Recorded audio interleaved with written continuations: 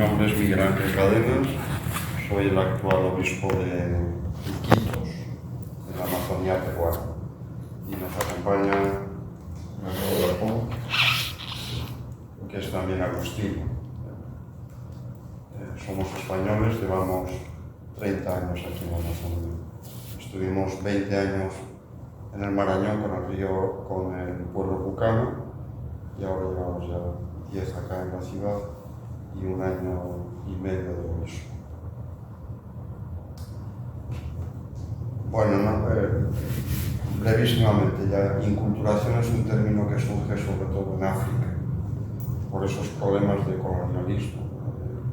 Una iglesia de misioneros europeos que está en África y se da cuenta de que hay cosas que no están funcionando, y entonces parten de otro concepto distinto, que a Dios le encuentran en las propias culturas, y entonces hablan de inculturación del cristianismo. Y ese término se extiende a toda la Iglesia, no solo a América Latina, también en Europa. Hay gente que habla de la inculturación del cristianismo en ambientes científicos, experimentales. Bueno, en los últimos años, a medida que se van dando discusiones, pues algunos hablan de, en lugar de hablar de inculturación, hablan de interculturación, pero son pequeñas modificaciones. En el caso de Manolo y mío, no partimos del modelo de cultura. Es un modelo, en nuestra opinión, muy occidental. Nos interesan más los debates en torno a las ontologías. Eso nos parece mucho más rico, más interesante y mucho más desafiante también. Por eso no solemos hablar de inculturación. Lo que ocurre es que cuando nos dirigimos a gente de la Iglesia, pues es un término ya acuñado, pero no es nuestra manera de pensar.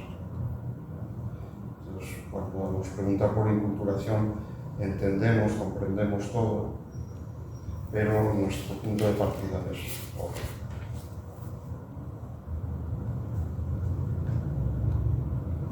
Y evidentemente acá en la Amazonía el chamanismo está muy presente.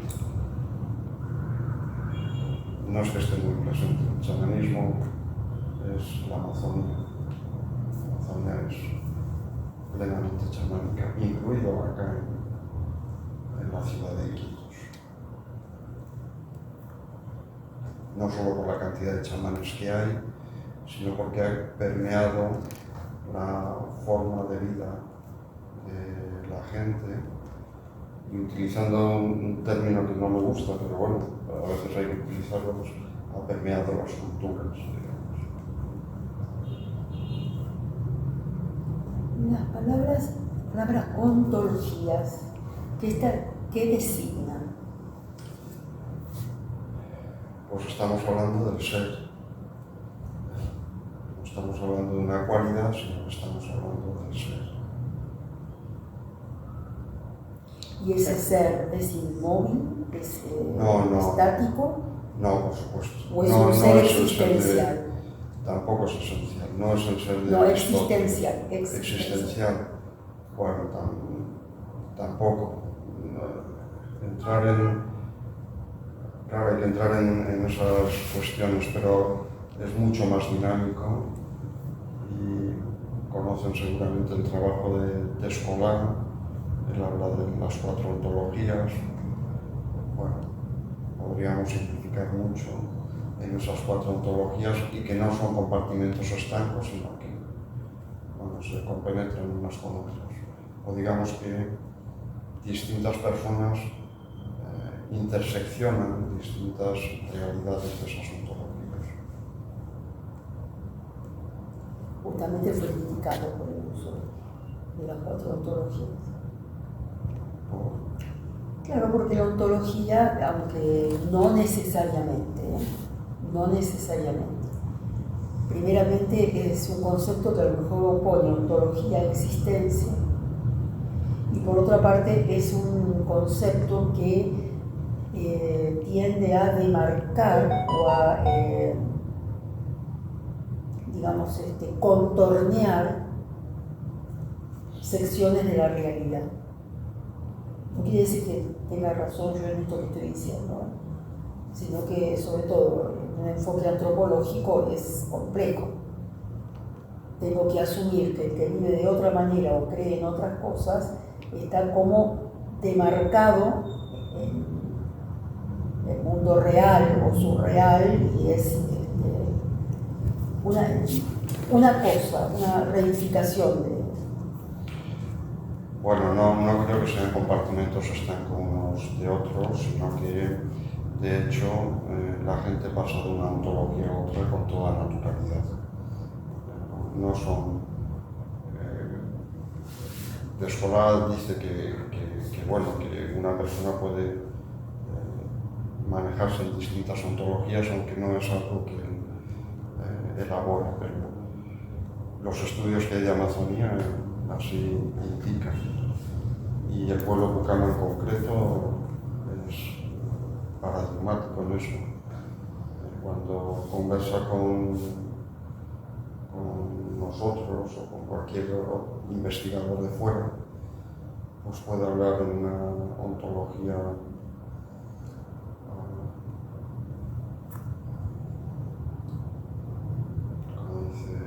naturalista, dice Descola, pero cuando profundizas un poco, pues el animismo está en el fondo de todo. Por ejemplo, en las luchas que hay en torno al medio ambiente, los grupos ecologistas suelen mirarlo desde un punto de vista naturalista. Y ahí hay puntos de contacto con los pueblos indígenas, pero ellos tienen un plus que sobrepasa esa visión naturalista, y es que todo está lleno de espíritus. Entonces,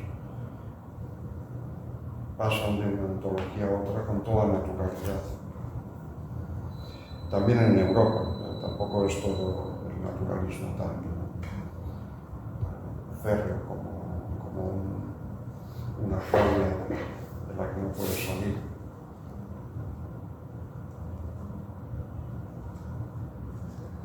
Ahora, ese animismo duplica cada uno de los seres, los duplica, porque cada cosa tiene su otro, tiene su madre.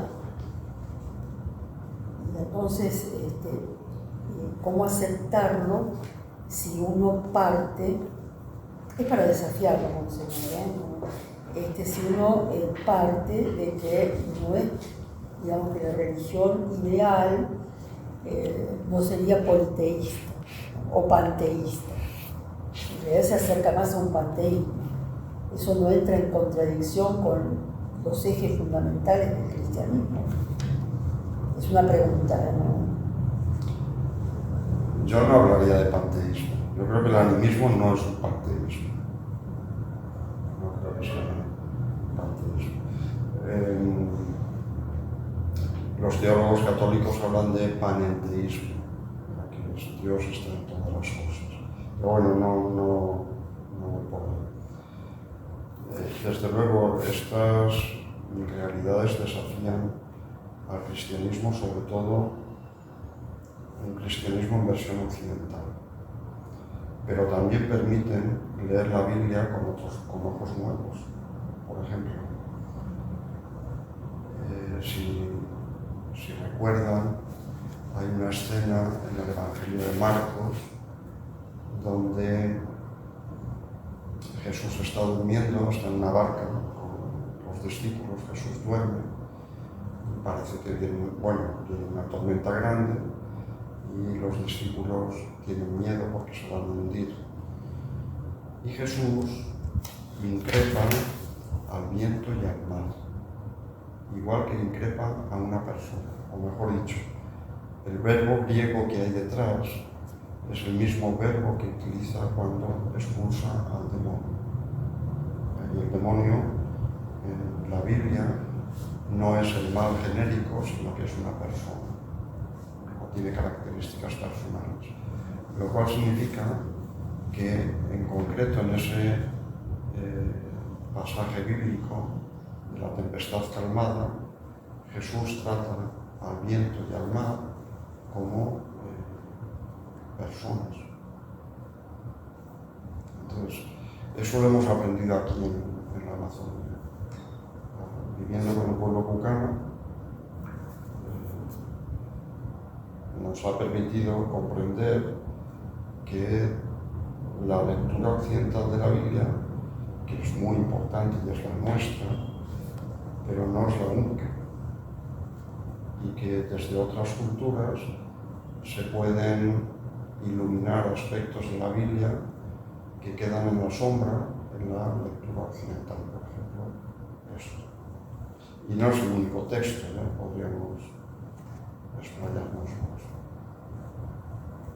Por ejemplo, por poner otro ejemplo, cuando Jesús dice que hay que confiar en Dios igual que las aves del cielo o la hierba, que no siembran ni nada, sino que simplemente tiene esa confianza de que todo va a salir adelante. Lo que sucede es que la relación de esos seres con Dios es la misma que tiene un rey con sus súbditos. Por lo tanto, hay una personalización de estos elementos, que es diferente de lo que pensamos los occidentales. Es como si, no es como si, es así. Por eso hablamos de ontología. Ya los occidentales no aceptamos eso. Decimos, es como si, pero en otras ontologías no existe el como si, simplemente es así. Entonces, esta visión amazónica a nosotros nos ha ido permitiendo entender que también se puede acceder a los textos bíblicos y hacerlos significativos en otros contextos distintos, sobre todo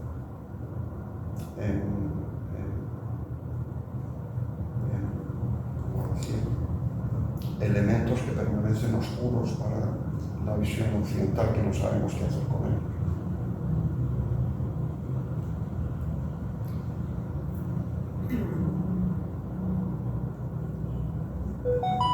¿No podrían ser interpretados como residuos de una forma de pensar anterior que empezó siendo animista y que sin quererlo es recuperado por una narrativa bíblica, por lo que hicieron la Biblia? Una visión muy occidental, pero también evolutiva, donde vamos pasando de elementos, digamos, más primitivos hacia la cultura occidental, pero eso es cuestionable. Sí, bueno, pero no necesitamos ponerle el valor de primitivo o avanzado. Simplemente póngale usted en el profundo, cercano Medio Oriente, gente que ha tenido una cosmovisión animista y gente que viene después con una visión ya evangélica, digamos, cristiana, pero le queda todavía en el lenguaje esos elementos animistas. Tampoco sería pensar esa historia como de superiores e inferiores, de primitivos o avanzados. Es muy natural en la historia que queden residuos en el lenguaje de formas de pensar anteriores. Yo no lo vería como residuos y no lo vería tanto hacia atrás, sino más hacia adelante. Creo que en tiempos de cambio climático, ese tipo de relación entre los seres pueden ayudar más a conservar la Tierra, el planeta, que una visión occidental que nos ha traído pues un problema muy serio actualmente de cambio climático. Entonces, yo mejor dicho, con Manolo, solemos pensar que no son residuos que queden ahí, sino que pueden ser herramientas importantes para el mundo en el que vivimos. Quizá la palabra residuos sea mala, pero poner una mujer de mi hogar, una mujer de vestigios, una mujer de mi edad tiene elementos en su lenguaje que no es cronológicamente contemporáneo. Sí, entiendo perfectamente. Permanente, claro. Yo también me paso lo mismo. Si comparo mi lenguaje con alguien de 20 años, pues evidentemente estoy ya en las cavernas. Sí. Lo que nos preguntamos es si no, porque usted habló de este tema en la conferencia del Centro de Investigaciones, en el coloquio, y después siguieron un montón de discusiones. No en el lugar, porque en la virtual nadie discute, eso fue. Después en la grabación final, todo esto que estoy diciendo yo desaparece, queda su voz sola. Nos quedamos discutiendo, ¿no? Si ahí no hay una contradicción grave con el pensamiento cristiano. El pensamiento cristiano más fiel a la letra, si usted quiere, ¿no? No sé. Estoy pecando por la duda cartesiana. La duda cartesiana es la que nos ha llevado a este Claro. entre comillas, mal. Por el racionalismo. Claro. No, es válido discutir. Yo creo que es necesario, es la manera de intentar aclarar el pensamiento de cada uno. Claro. No me parece que sea algo negativo, al contrario. Lo que sí digo es que este es un pensamiento fronterizo en la Iglesia. Bueno, pues no es fácil y podemos ser acusados con mucha dureza de que nos hemos olvidado del cristianismo. Pero nos parece que detrás de todo esto hay un tema de colonialidad muy claro, intentar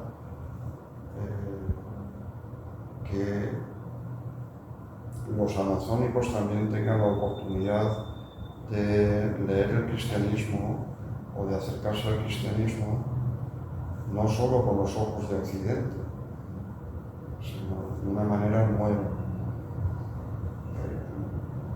Ciertamente hay riesgos.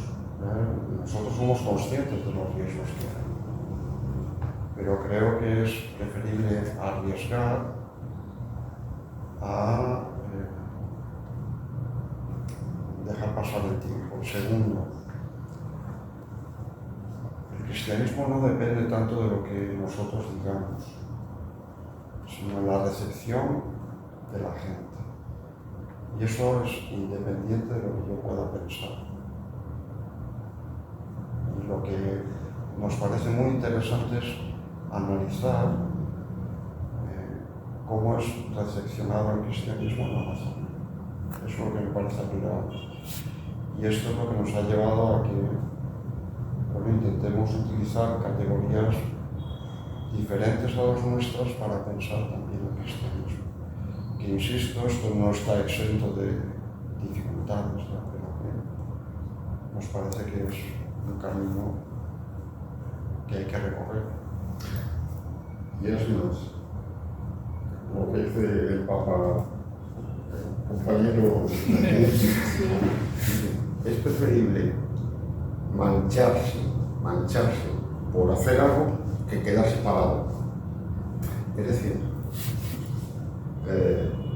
nos manchamos, pues bien, pues hay que corregir lo que sea, pero quedarse parados a ver qué pasa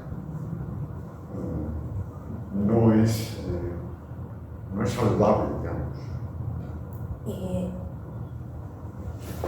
Desprendido de lo que dijeron ambos, me quedaba pensando que, digamos, estas conclusiones también son producto de muchos años de trabajo, de interacción con las comunidades. Sí, Esto, sí, es muchos años de interacción con las comunidades y después intentar pensar lo que eso significa. Les voy a contar, no sé si les he contado a ustedes porque lo he contado ya varias veces, pero creo que a ustedes no. Estábamos en un curso de animadores cristianos en el río Marañón, leyendo la Biblia, y ellos nos pedían si tal vez los animadores pudieran casar a alguna pareja en el momento de la muerte. ¿Les hemos contado esto? Los Ucama, como saben, llevan 300 años de contacto con la Iglesia. Entonces no es un pueblo que recién conoce el cristianismo, sino que lleva muchos años. Esto no significa que todos hayan tenido un contacto muy directo, ¿ya? Pero como pueblo es un pueblo muy cercano a la Iglesia. Y ahora a la Iglesia Católica y también a otras iglesias. Entonces ellos nos pedían que cuando alguien muere, que los animadores puedan casarlos. Para ellos es muy importante porque permite que la persona pueda morir, o dicho de otra manera. Un agonizante no puede morir si de repente le falta algo, en este caso estar casado. Entonces nosotros le pedimos al obispo anterior que nos diera permiso para que los animadores pudieran casar, y el obispo no aceptó. El obispo nunca había estado en la Amazonía, vino de frente de España, y su problema eran las herencias. Bueno, los pueblos indígenas no heredan nada, porque nada tienen. Entonces, después de varios años de conversaciones y discusiones, Con derecho canónico. sí, que nosotros no solemos utilizarlo, pero que no nos quedó más remedio que estudiar para hacer la propuesta. Pues una vez vino de la conferencia episcopal y nos dijo: adelante, ustedes van a preparar a los animadores para que puedan hacer esto. Pero yo voy a ir al curso y les voy a hablar yo del matrimonio. No confiaba mucho en nosotros. Entonces llegó a Santa Rita de Castilla, que ahora está a 8 horas de acá, pero entonces eran 30 horas, porque los viajes eran diferentes. Estuvo toda la mañana hablando del matrimonio, lo que se dice en la Iglesia Católica, nada extraordinario.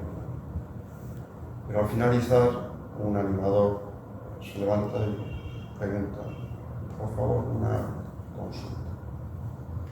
Dice: tengo una prima de una comunidad vecina que se estaba muriendo, quería casarse, pero el hombre con el que estaba viviendo no quería casarse, no aceptó. Entonces se prolongaba la agonía, pero ella no podía casarse. Había vivido con un hombre anterior, pero había muerto, entonces tampoco se pudo casar. Y había vivido también con otro hombre anterior, el primer marido, que estaba en la comunidad, pero tampoco quería casarse. Y era un problema, porque ya llevaba varios días de agonía y no se podía casar. Y esto es un drama para cualquier persona. Entonces, después de muchas idas y venidas, al final decidieron que el animador cristiano le iba a casar, pero le casó con el palo de una escoba. Le casó con el palo de una escoba. Se casaron y al poco tiempo falleció. Lo que hay detrás es un tema de gran relevancia. ¿Qué significa ser persona? Ese es el tema de fondo. Lo demás es secundario. ¿Y qué es lo que ha hecho esta familia y el animador y esa comunidad? Lo que han hecho es, han aceptado el cristianismo, de hecho quieren casarse, en este caso por la Iglesia Católica. Si hubiera habido un pastor protestante hubiera sido exactamente igual, ¿no? Pero han aceptado el cristianismo y lo viven, no puede ser de otra manera, desde sus propios parámetros. Ahí está el animismo, por ejemplo. Entonces, no todos los seres tienen la misma agencia, pero es evidente que hay seres que los occidentales consideramos inertes que tienen agencia. Por ejemplo, en el caso el padre de la escoba, y por eso pudo casarse y pudo morir con normalidad. Entonces, para que vean en qué mundo hemos estado viviendo y por qué nosotros decimos lo que estamos diciendo. Años más tarde, esto debió ser el 2014. No, debió ser, fue el 2014. Fue el último año que estábamos en Santa Fe. Años más tarde, aquí en la ciudad de Iquitos, en una parroquia que está al norte de la Inmaculada, en Punchana, si me han paseado por la ciudad, una parroquia que tiene unas torres azules. Yendo al puerto, se ve a la izquierda. Pues nos ocurrió otra vez una situación parecida, similar. Vino una pareja que quería casarse, pero trabajaban en el río, entonces no podía asistir a los cursillos prematrimoniales. Insistieron tanto que les teníamos que preparar que querían casarse, que al final aceptamos. Entonces venían una vez al mes y conversábamos pues, de la Biblia, de la tradición cristiana, que es lo que siempre hemos hecho, ¿no? Aunque nuestra reflexión teórica sea lo que estamos diciendo, precisamente por eso nosotros seguimos haciendo lo que hace la Iglesia, no hacemos cosas extrañas.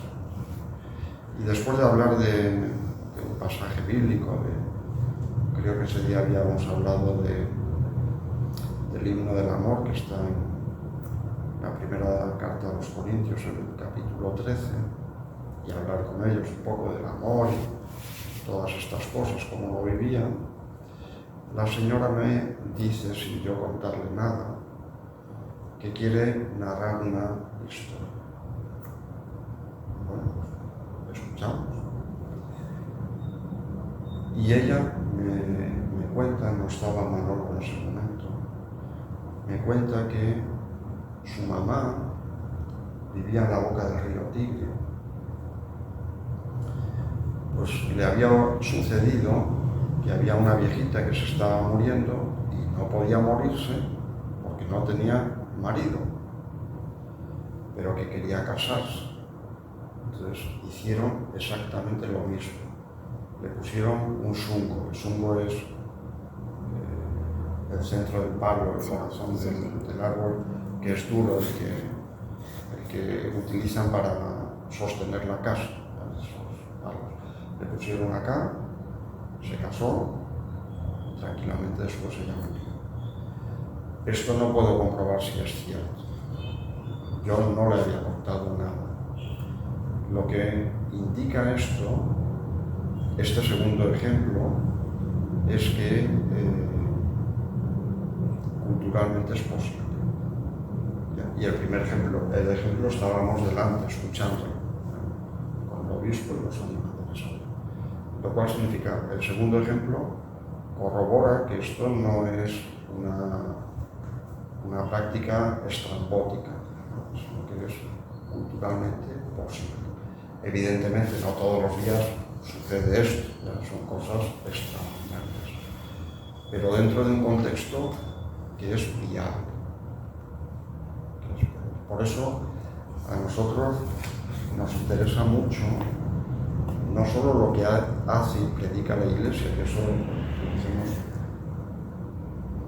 como miembros de la Iglesia que somos, sino que nos interesa mucho también cómo recepciona la gente el cristianismo que nosotros vivimos y transmitimos, porque no solo es lo que transmitimos de palabra, a veces podemos desdecir con nuestra vida lo que estamos diciendo de palabra, pero bueno, que incorporan ellos nos parece que es de gran importancia. Lo digo porque yo no es la primera vez que nos han dicho que, no como ustedes, que han sido muy suaves. Otra gente de frente nos dice que hemos pasado la línea y que nos hemos olvidado del cristianismo. Entonces nosotros contamos cómo hemos llegado acá. Esto es un ejemplo, podríamos poner otros. Y esto es lo que nos hace pensar entonces que la lectura que el pueblo Pukama, o al menos los Pukama que nosotros conocemos, la lectura que ellos hacen de la Biblia, del cristianismo, es diferente de la nuestra, porque parten de parámetros distintos, como no puede ser. Y esto es lo que nos ha hecho ir evolucionando desde esos conceptos de inculturación del cristianismo a mirar a ver cómo incorporan ellos el cristianismo en la matriz ontológica que viven, que ya digo que no es el animismo al margen del naturalismo, ya que se mezclan y que ellos perfectamente distinguen una cosa de otra. Esta conversación de casarse con el palo de una escoba no surgiría si no nos conocieran profundamente, no surgiría de frente con el obispo anterior. Surge con nosotros porque hay una relación de confianza donde saben que no nos vamos a burlar de eso. Pero si ellos entienden que te puedes burlar o no te conocen suficiente, no te lo cuentan. Entonces manejan una ontología u otra dependiendo de las circunstancias. Que sería otro de los aspectos de la inculturación. Al menos me ha quedado muy claro con estos ejemplos que ha dado cómo se produce esa interrelación. Sí, lo que pasa es que nosotros es difícil no utilizar el término cultura, pero intentamos no utilizarlo. De repente necesitan agua. Bueno, acá. ¿Quieren agua? Estamos bien.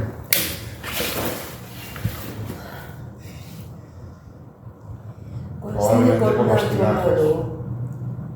antropólogo que ha estudiado en Nueva Caledonia, que vive actualmente, que rechaza el concepto de cultura como una abstracción y una sola perspectiva. Y, digamos, está poniendo en jaque a una parte de la construcción teórica de la antropología. Claro, incluso que Algo Bourdieu también rechaza el término cultura, porque, bueno, da lugar a... que es polisémico ya. Entonces, por eso él habla de hábitos en lugar de cultura.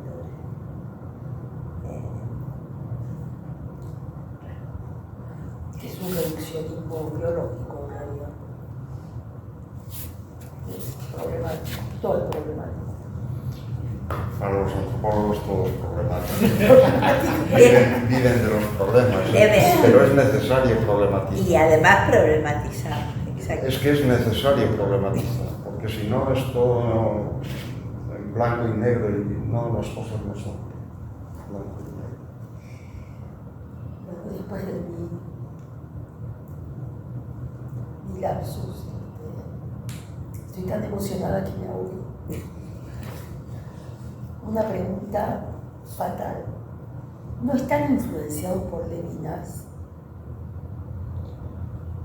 Yo leí mucho a Levinas cuando estaba en el seminario hace tiempo, que no leo a Levinas, pero digamos que ha sido un autor que he leído con pasión. Claro, se nota porque hay puntos de contacto, ¿sí?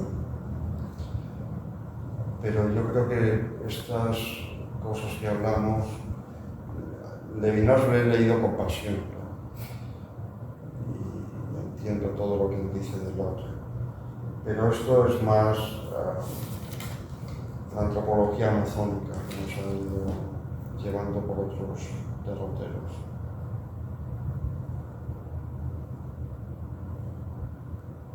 A Manolo le gusta más de Escolar.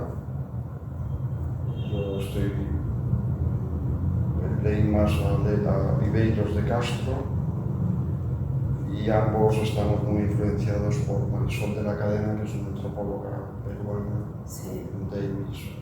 sí, sí, Viveiro de Castro lo que tiene es su literatura, ¿no? Es decir, su antropología es una literatura, así que es como que explora todo el mundo. Hemos dejado de leerlo, pero ha habido una época donde fue muy importante para nosotros. El problema es que en realidad está inspirado por Rudolf Otto y no lo dice, porque nada es nuevo bajo el sol. Hay esa cosa de olvidar autores así de los años 20, 30, 40, pero volver al sistema de pensamiento de esas 3 décadas, ¿no? Que bueno. Usted antes dijo, y me pareció muy interesante, sobre la cuestión de qué es una persona. Eso me pareció espectacular. Porque en realidad el cristianismo es la primera creencia, o digamos, la primera gran teología que se plantea la noción de persona. En estos pueblos la noción de persona no existe. Hasta en la época clásica de los griegos la persona no existe. Porque la persona no es el individuo, sino que es el individuo, pero íntimo, inviolable y único. ¿Qué le parece si habla de toda esa cuestión?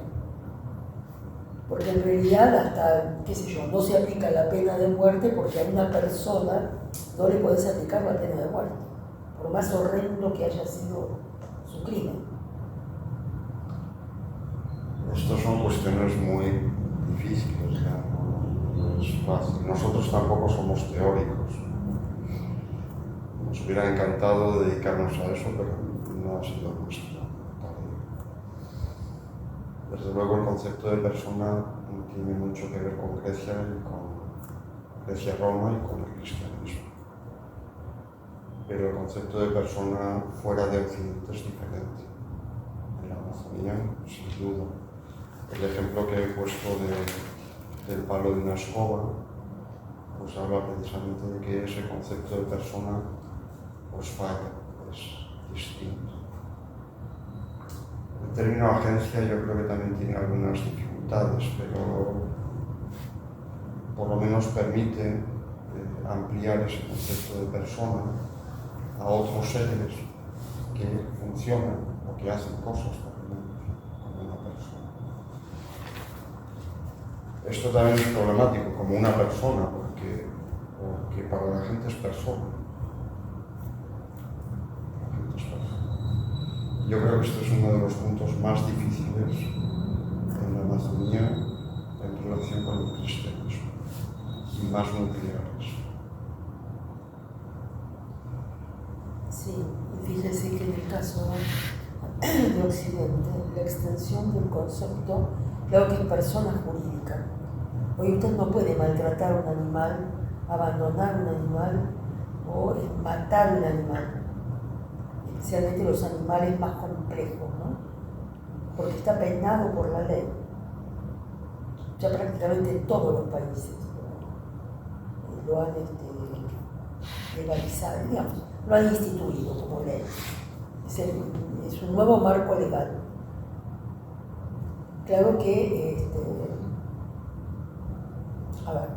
por haber leído a Racine.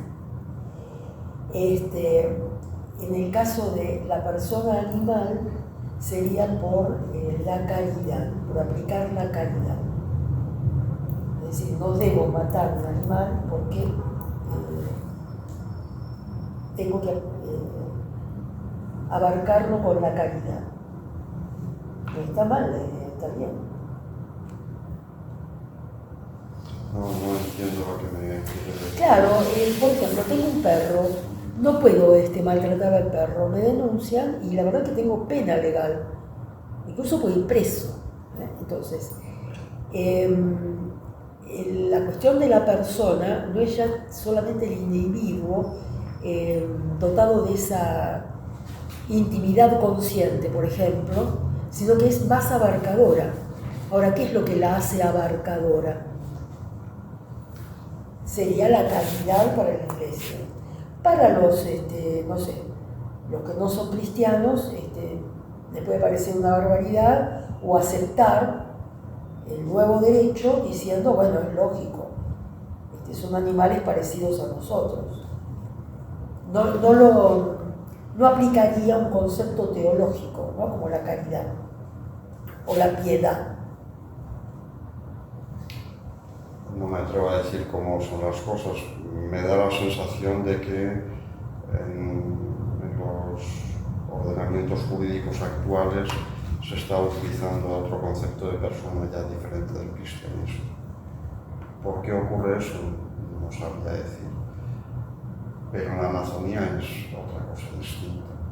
No tiene nada que ver con esos ordenamientos jurídicos.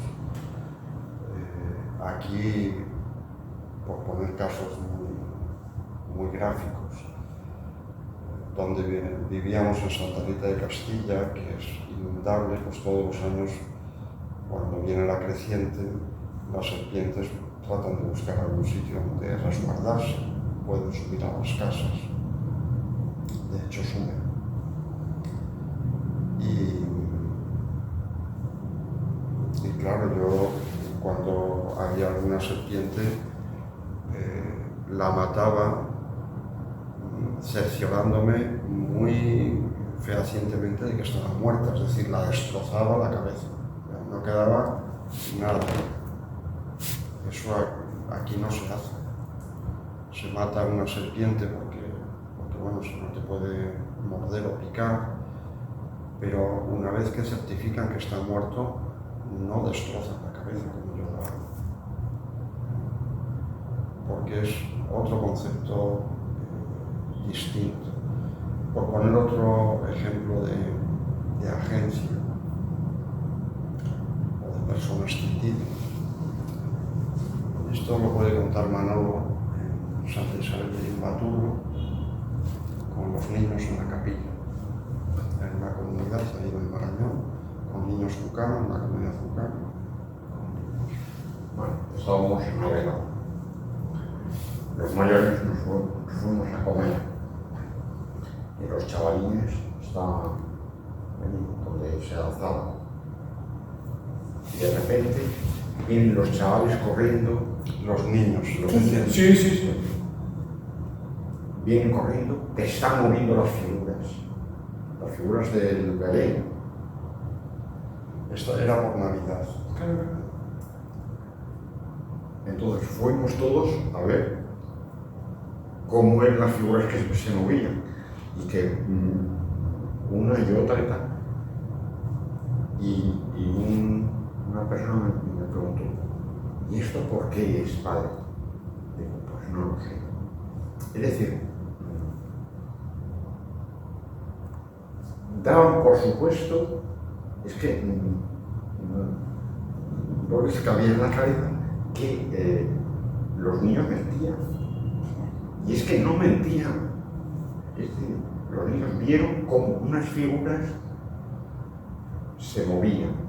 Figuras de yeso. De yeso. Entonces dije, aquí hay algo que a mí no sé el por qué. Ahora, solo desde esta nueva perspectiva, digo, pues, se ha movido y bien. considerando que esas figuras de yeso tienen agencia, no hay ningún problema en aceptar que las figuras se mueven. Los adultos lo daban por hecho. Manolo no lo podía entender, pero cuando cambias el concepto de persona y ves el tema de la agencia, dices, pues sí, se explica. Es decir, no es que se dijeron lo que ellos pensaban, no, dijeron que se movían. Dijeron lo que vieron. Dijeron lo que vieron. Claro. Y la comunidad aceptaba que se llamó. O sea, ven, es diferente. Se mueve, es que creen que se mueve. No es que creen, es que se mueve. Ese es el problema de la cultura, ¿no? El problema de la cultura es, ellos dicen que, Claro. o creen que. Por eso nos cuesta hablar en términos culturales. Preferimos este modelo de ontología que sabemos que tiene sus dificultades también, pero que nos permite entender cosas que desde la cultura es más complicado. Y de todas formas, en el cristianismo no se habla de ontología. No. Entonces decimos, vamos por ahí. Bueno, el cristianismo, hay muchos cristianismos distintos. En la Amazonía hay cristianismos animistas, o sea, no hay ninguna duda. Y el Occidente tiene un cristianismo, o el Occidente más ilustrado tiene un cristianismo más naturalista, pero evidentemente en los pueblos más rurales hay todavía pervivencia de esas otras maneras de Esto es complicado, ¿no? Esto es complicado. Pero ¿O no? hay que No nos lo parece, ¿ya? Sí nos ha parecido muy difícil de entender esto. Pero una vez que para nosotros este tema de la ontología nos permitió entender cosas que eran imposibles. Veíamos cosas, pero no podíamos entenderlo. Sí, eran temas culturales, son creencias, pero bueno, esa es tu creencia y esta es la mía. Y cuando hay problemas, tu creencia es residual, es algo que no merece. Pero pasar a ontología significa estas personas están viviendo en este mundo. Es eso. Es eso. Y evidentemente pasar de un mundo a otro, que ya digo que ellos lo hacen con naturalidad, para nosotros es difícil. Pero por lo menos teóricamente nos ha permitido entender cosas que de otra manera nos resultaban muy complejas.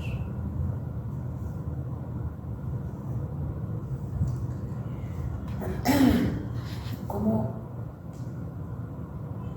diferenciar estas cosas imposibles de la alucinación en un mundo que justamente este es un mundo utiliza plantas alucinógenas?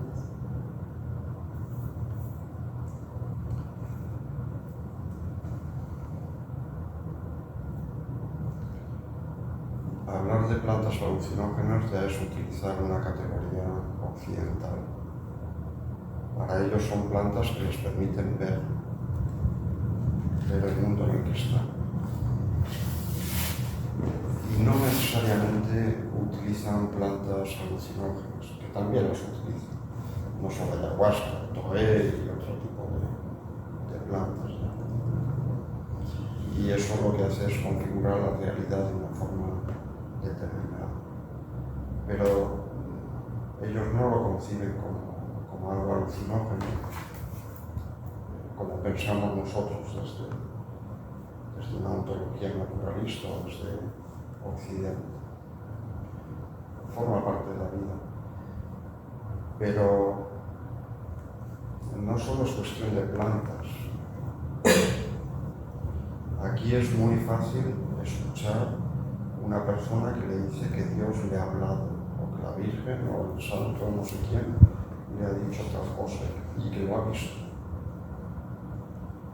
Y es fácil también que en ocasiones utilicen la Biblia igual que los alucinógenos. Por ejemplo, conocemos personas, amigos nuestros, que en ocasiones han puesto la Biblia debajo de la almohada para hacerles soñar. Esto era lo que tradicionalmente hacían con las hojas del toé, que lo ponían debajo de la almohada para hacerles soñar. Bueno, pues han sustituido a algunos y en algunas ocasiones el toé por la Biblia, pero funciona exactamente igual. Entonces no es... Y aunque no hagan nada, cuando sueñan, se cuentan los sueños unos a otros. ¿Por qué? Porque es así. Y tienen unas claves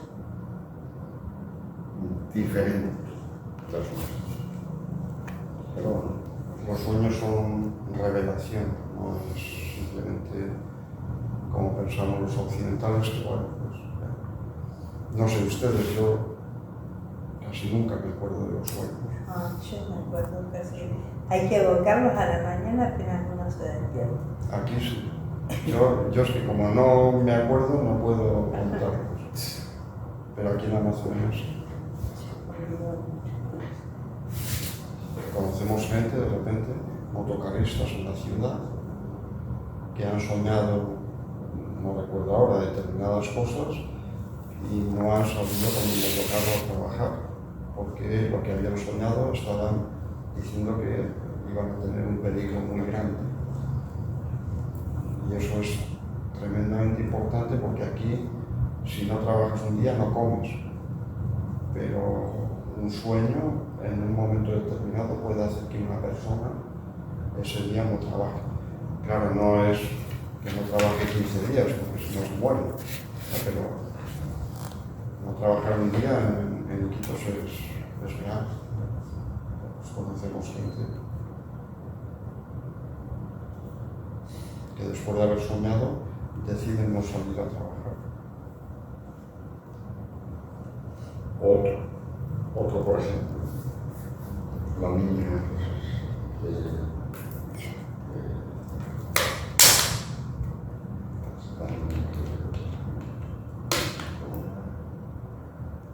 La pandemia.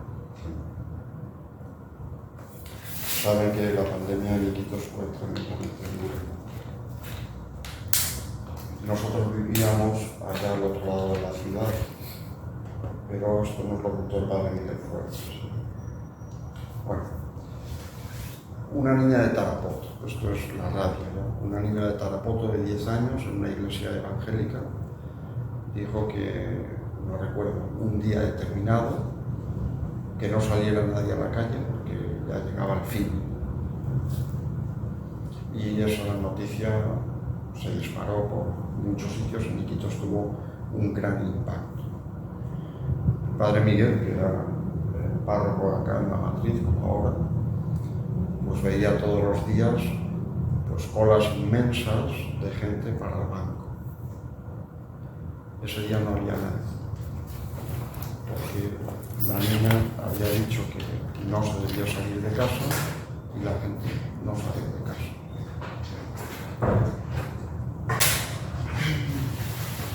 Es decir,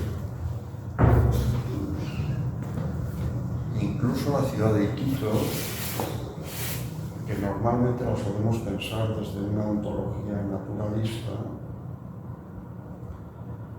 pero esa ontología no nos permite entender todas las cosas que suceden.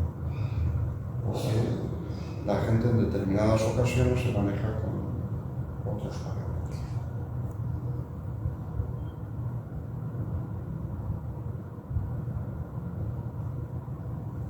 Yo estaba pensando que a veces yo no salgo a trabajar porque me quedo dormido. Eso es distinto.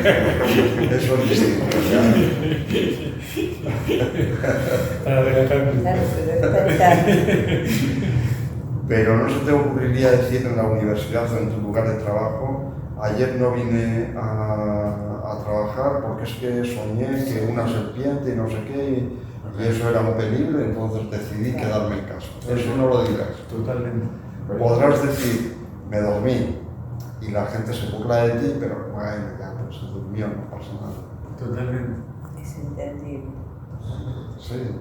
Claro. Claro. Claro.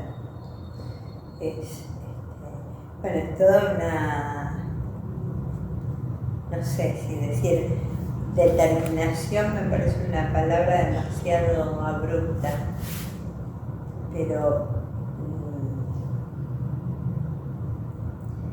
poder alcanzar esta comunión, no encuentro la palabra, digamos, para expresar este vínculo, ¿no?, entre la iglesia y las comunidades.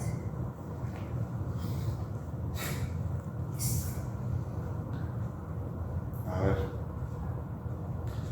los occidentales solemos poner las creencias como el primer nivel, y para ser cristiano hay determinadas creencias que evidentemente tienes que tener.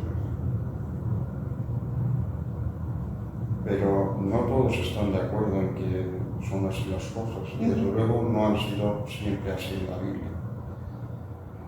Ya hay biblistas, copiando de sociólogos, que indican que lo más importante son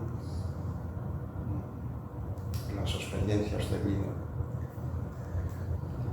Y después de las experiencias de vida, o unido, porque es difícil saber hasta dónde llega uno y otro, pero están los ritos de pertenencia, como pueden ser la Eucaristía, el bautismo.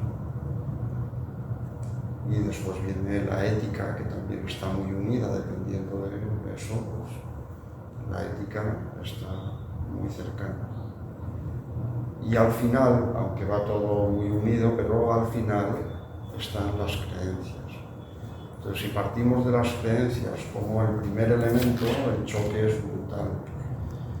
Lo que nosotros pensamos, siguiendo también esta corriente de biblistas, de corriente de sociólogos, y nuestra propia experiencia nos dice que lo más importante son las relaciones de confianza con las personas. Entonces hay que establecer vínculos con las personas de tal manera que permita tener cierta confianza. Y en esas interacciones, pues bueno, poco a poco es como se va creando la iglesia. Pero no es que tienes que tener determinadas creencias y si no ya estás fuera de la iglesia. Yo creo que es necesario que haya confianza y es necesario tener paciencia. Si ustedes investigan la religiosidad popular, no es lo que dicen los teólogos, es la recepción que hace la gente del cristianismo. Y han pasado 2000 años. Entonces yo no creo que haya que exigir a los cristianos amazónicos que en poco tiempo piensen como piensa Ratzinger, que está muy bien, pero no es el único teólogo en la iglesia, hay otras maneras de explicarlo.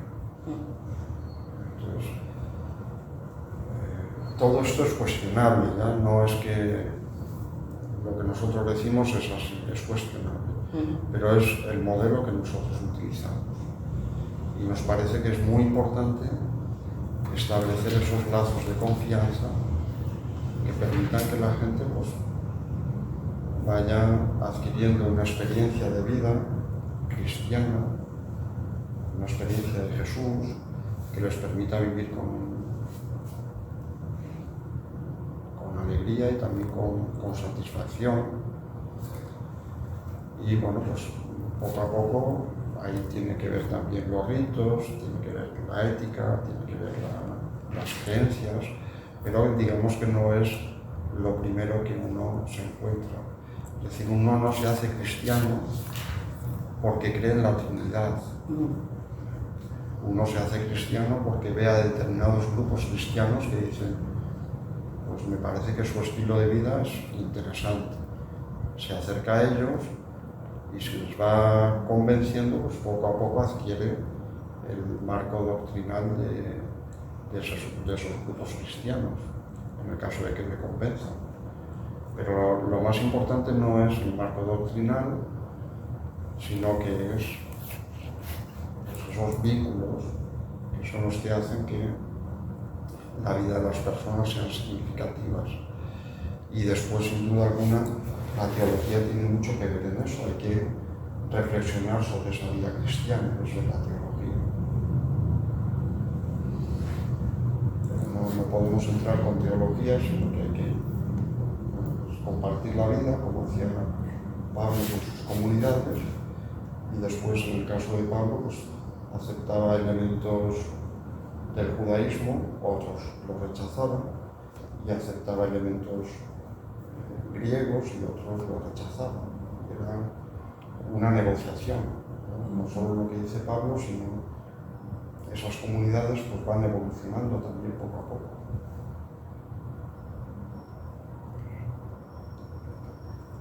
O sea, cuando la Iglesia nos empeñamos mucho en el tema doctrinal, pues chocamos. Le hago una pregunta, ya esta es de interés personal, porque usted hablaba de corrientes de lectores, estudiosos de la Biblia.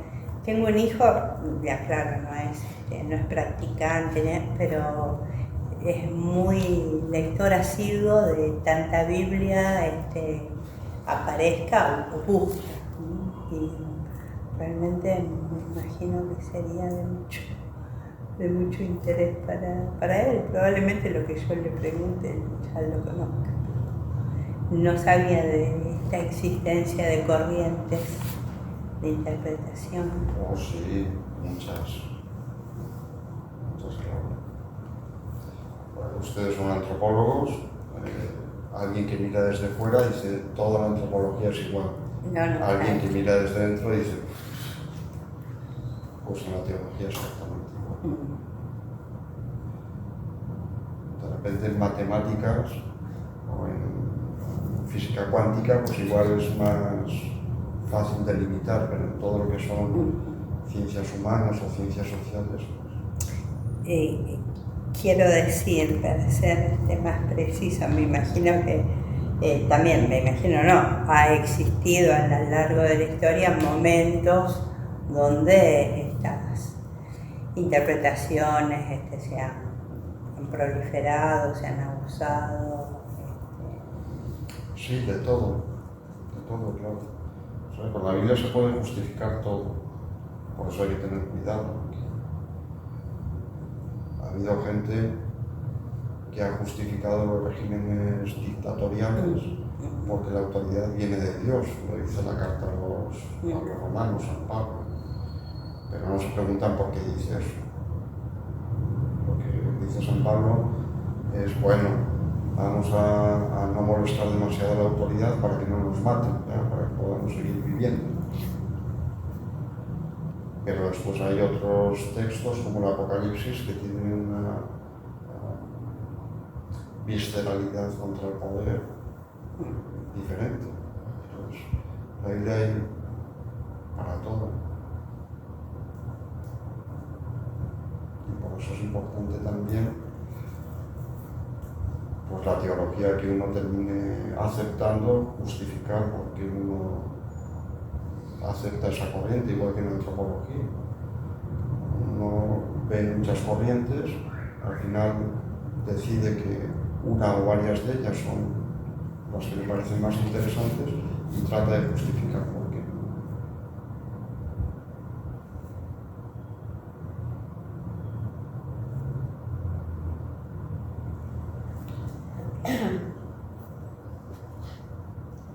Es curioso porque los derechos humanos en sus distintas generaciones, el origen, digamos, nuclear de los derechos humanos es que el Estado no nos mate, es privar al Estado del derecho de matarnos. Y eso, después de la Segunda Guerra Mundial, se fue haciendo efectivo. Es una noción católica, en realidad. La gente no lo sabe, pero es la fuente es el catolicismo. Bueno, la Biblia, sí, judeocristiana, el libro de Génesis, cuando dice que somos imagen y semejanza de Dios. Entonces, si somos imagen y semejanza de Dios, matar a Dios, pues demasiado. Ahí viene el concepto de dignidad humana.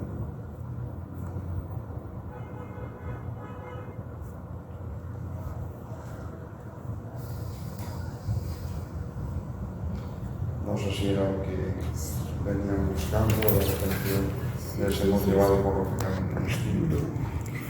Muchas gracias, Monseñor. La verdad ha sido tan rico